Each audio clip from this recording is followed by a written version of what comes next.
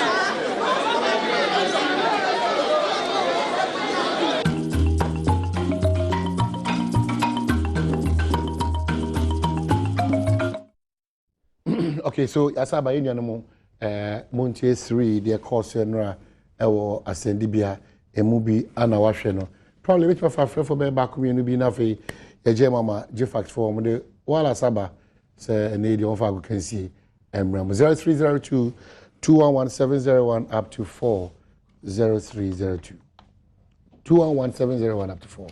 Good morning. Apom ti say good morning, no my nyamena do me ho ye pa na mo so e nyamena do mboko yo na bo asiedu ni na de minister be kwa ma be pie mu nkran ha nti me so ma ba be to amo baby honorable Peter Yakwachiaka Amasi Central DC also Ejina MP no was Amasi Central baby obi a no me mana chesonko na omahi me de abasbode na me de ma yewura akwadwubo nsu sanse enura wo maturity akere sampa oba so be som Ghana man na de waye no ha adwunu mum ohwe adwuma pa na obo nanso decision a what taking so aboa ema Kumasi mpuntuo ene Asante man mpuntuo so befa ne ntampa fura sanse wonhwe entra ho ema ntawantawa bi ma nti obetere kira o kina bi okopa acha okura na nsempanyifo beje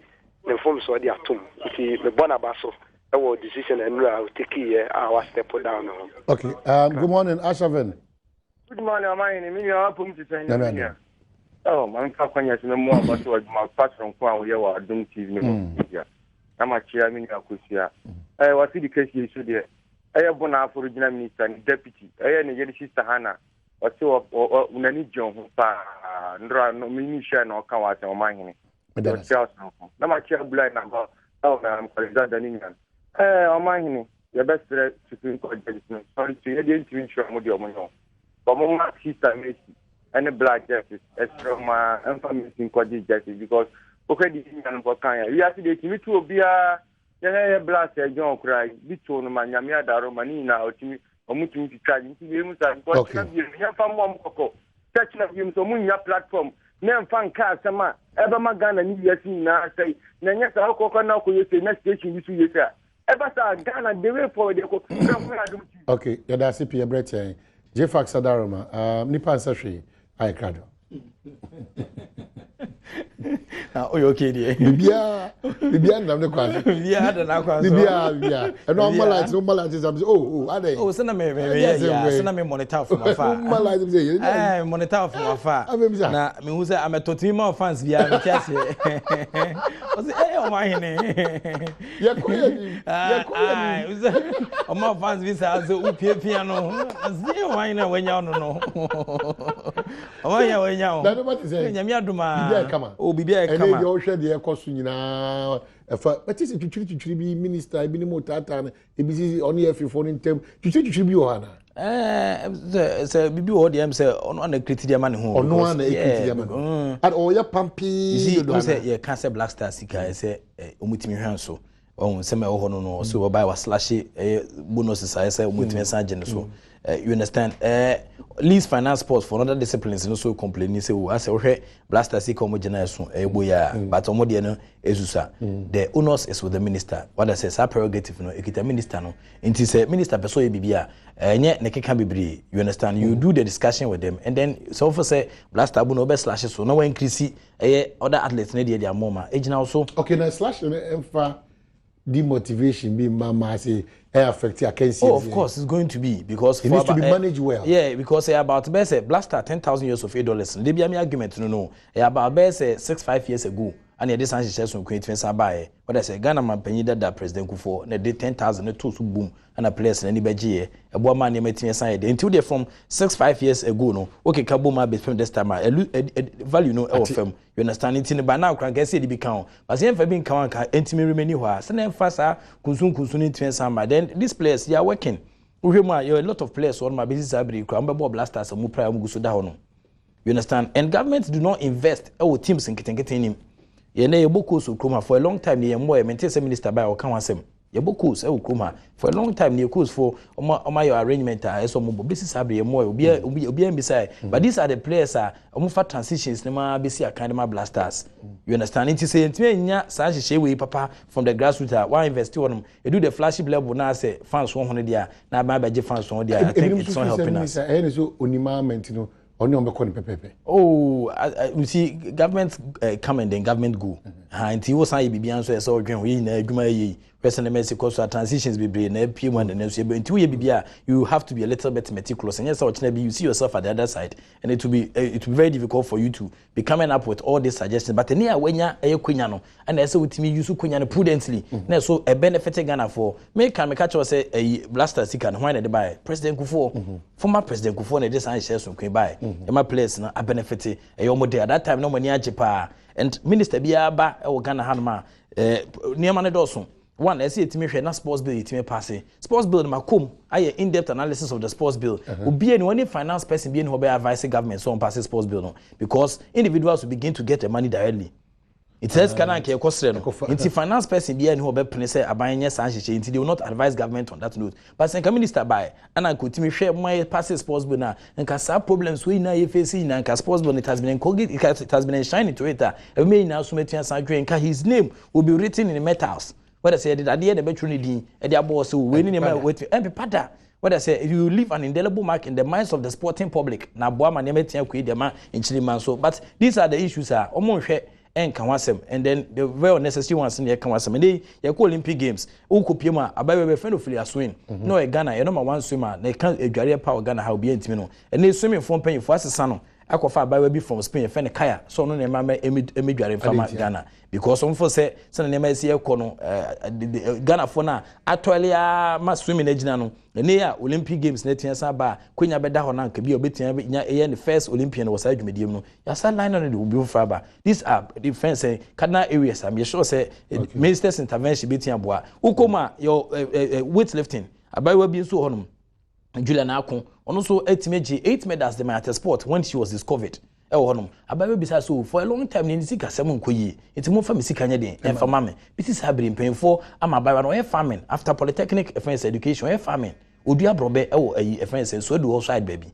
You understand? And these are problems. Baku and say president man is car also need very good. Also need a scholarship. Eddie Abawe Chansa Kubi Sabri, the manager said there be almost transfer money athletics association, no, 8 million kita intene also the talented Chansa Academy 2 years ni opportunity or the man so bit school abucheno so opportunities in ano idea share so these are the problems I'm for saying minister abanade no nim sports mu na onim se na nema city no ko be betia to sadema we mu na ye what are some of the things I mean personally I think that is not necessary I say money be oil na money be oil na too necessary because any yedum kan ya kra o Cape Coast newly built sports stadium Chinese for sima no ye hu say aban so asa mampanya kasa sa kotwa ode apaso akotwa homam e wo new ade ase almost be stadium for and bakwa ye di chair krampo ntimi manage you understand ye di chair kra kan ye dum Accra sports stadium for a long time the front lights ne a friends billboards ni na business abri ntimi nya adwuma e no these are issues me sure say translate tiansa hwede no be tiansa boa because uko eneba Ghana hasisia